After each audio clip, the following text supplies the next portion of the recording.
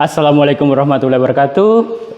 Ketemu lagi dengan saya, guru geografi. Kemarin kita bahas tentang bab pertama, Indonesia sebagai poros maritim dunia. Yang pertama adalah letak, kalian sudah tahu kemarin.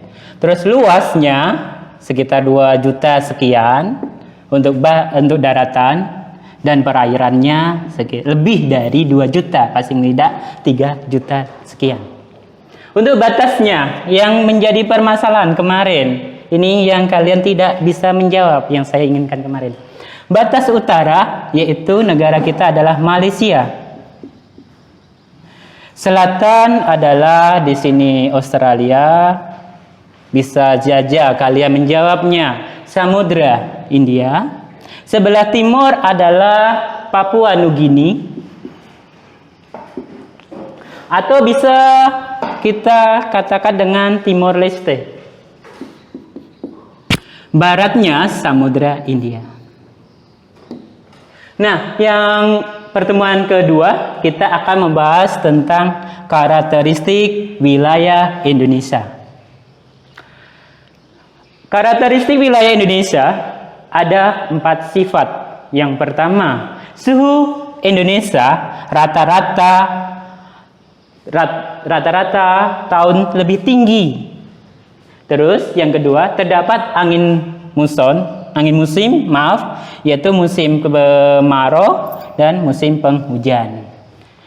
Yang selanjutnya adalah bebas dari embusan angin taifun karena kita berada di khatulistiwa, garis khatulistiwa. Yang keempat atau yang terakhir, di kelembapan udara yang tinggi karena garis khatulistiwa tersebut. Yang selanjutnya, karakteristik wilayah Indonesia ada 2 macam. Karakteristik wilayah daratan dan karakteristik wilayah Indonesia perairan. Untuk daratan berarti contohnya saya tulis di sininya. Contohnya pegunungan, terus ada daratan. Daratan maksudnya di sini dataran tinggi dan juga dataran rendah. Nah, untuk pegunungan di sini cukup jelas karena kita lihat gunung itu tinggi di atas 200 ndp.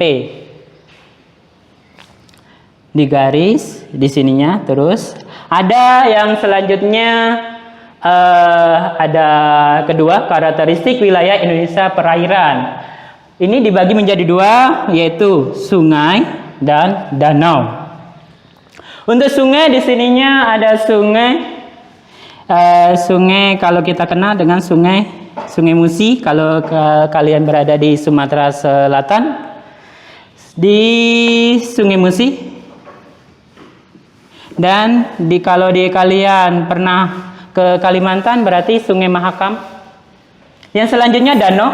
Danau ini adalah contohnya dulu danau tektonik, saya singkat dengan DT. Terus kedua adalah danau vulkanik. Ketiga adalah danau tektonik vulkanik. Keempat adalah danau kars. Yang selanjutnya kita akan mempelajari tentang rangkaian pegunungan di Indonesia. Ada 2 macam, yaitu Sirkum Mediterania ini, terus Sirkum Pasifik. Sirkum Mediterania busur luar bersifat vulkanik dan busur dalam tidak bersifat vulkanik. Ini adalah kita kenal dengan gunung berapi. Kalau kalian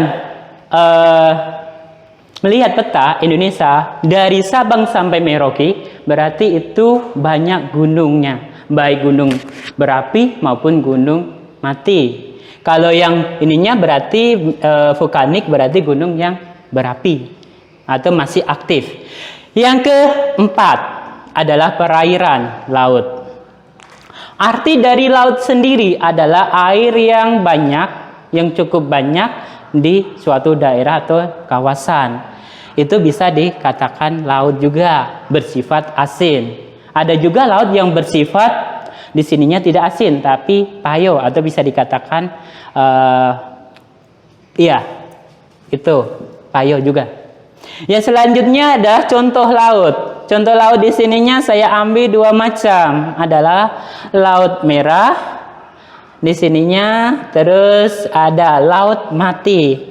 Laut merah ini adalah laut yang berada atau bisa dikatakan laut karena ganggang, airnya dipengaruhi oleh ganggang merah. Kalau laut mati berarti laut yang kadar garamnya cukup tinggi. Itu pembelajaran kita tentang karakteristik wilayah Indonesia. Saya akhiri pertemuan kedua. Akhir kata, wassalamualaikum warahmatullahi wabarakatuh.